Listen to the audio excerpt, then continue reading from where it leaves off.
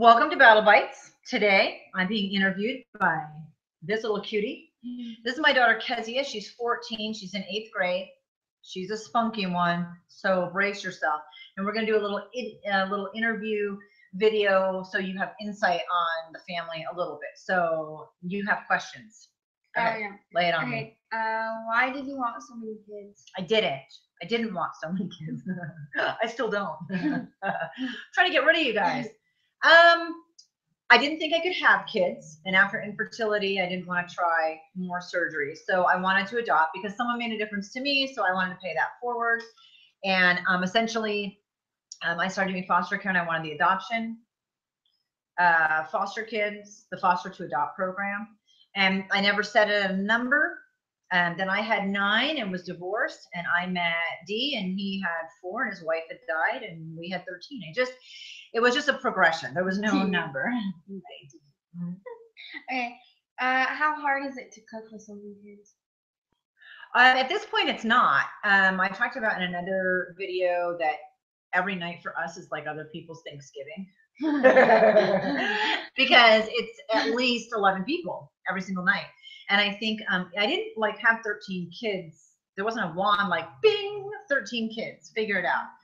I got used to it a little bit at a time. It's harder for me to cook for a couple people. Like if I had to cook for just 3 of us, right? That'd be so much extra food. I wouldn't even know how to do it. So I think you just get used to it a little bit at a time, and now it's just something that's normal to us. But it's not hard to cook. I don't think. Do you think it's hard to cook? You cook sometimes. No, actually, I like cooking. Yeah, and you got used to it. Yeah, and right.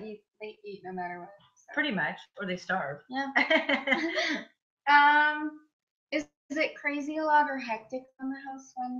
Sometimes, but I think people think that if one kid is this loud, 13 kids is, then it's like 13 times that or whatever. And it's not like that at all. Because when people come visit, you guys like pair up differently, right? Yeah.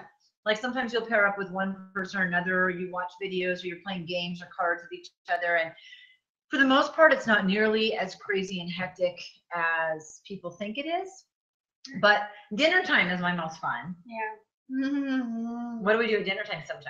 We do family conversations with, we have like these little slips of papers and with questions on them, and we have to answer them like the whole family does. So we go around and answer them. Mm-hmm. So it'll be these conversation starters are like, what's your best memory? Or if you were the parent, how would you punish your parents if they did something wrong? Or like all kinds of questions.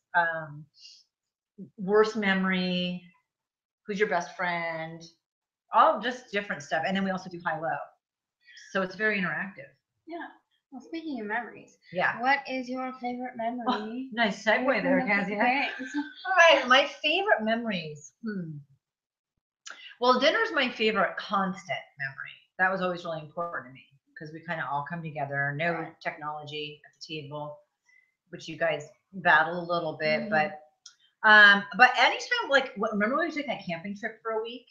And there were deer all over the place. And we remember that. We got to feed, and they like to eat graham crackers. And we went swimming, and we were freezing. But it was so fun. I think anytime we've done something together, we should go camping. We should go camping again. We're planning it. So like Six Flags was really fun. Going to the zoo, or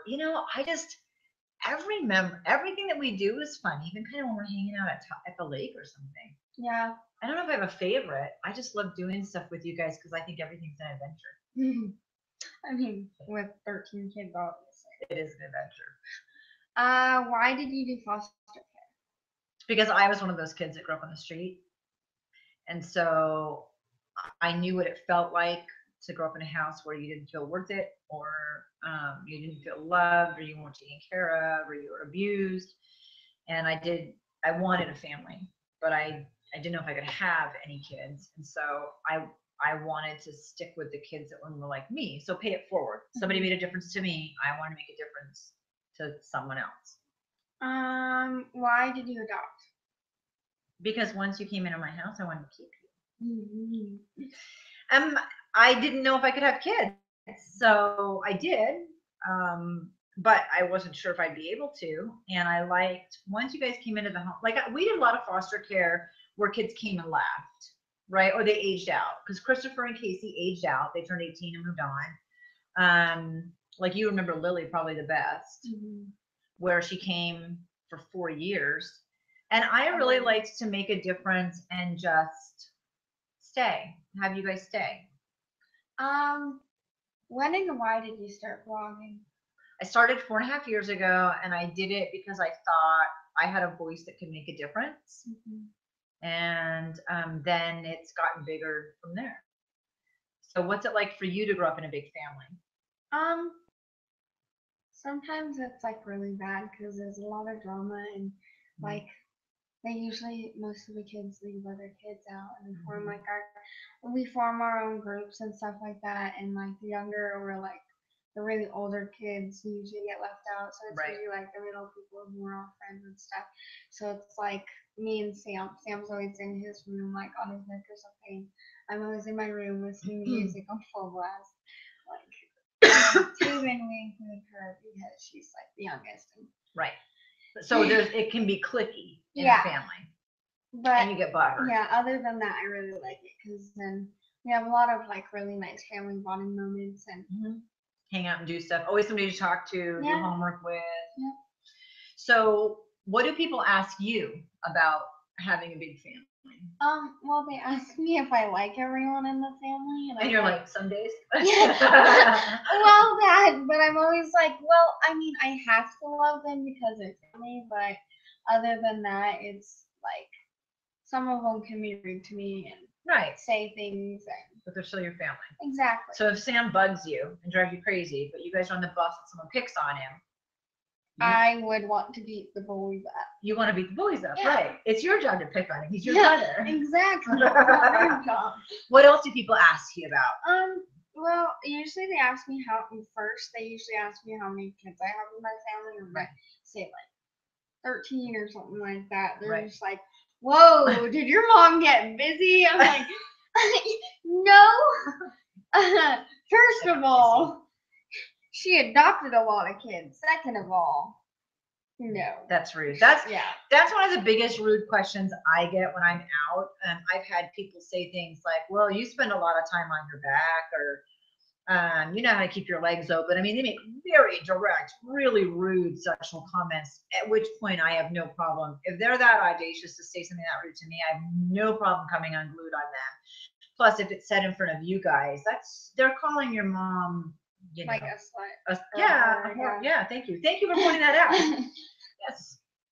So, I mean, that's just rude and obnoxious. And I don't take kindly to that one. Otherwise, I mean, people just kind of, they're curious. They want to come here and hang out and see what it's like. And then the people that do, they're like, that's it. Normal family. What are you talking about?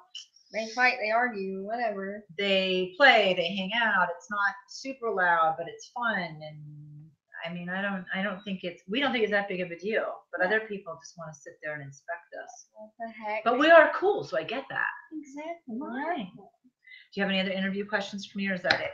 I think that's it. Yeah. Bye, everyone. Thanks for watching this episode of Battle Bite.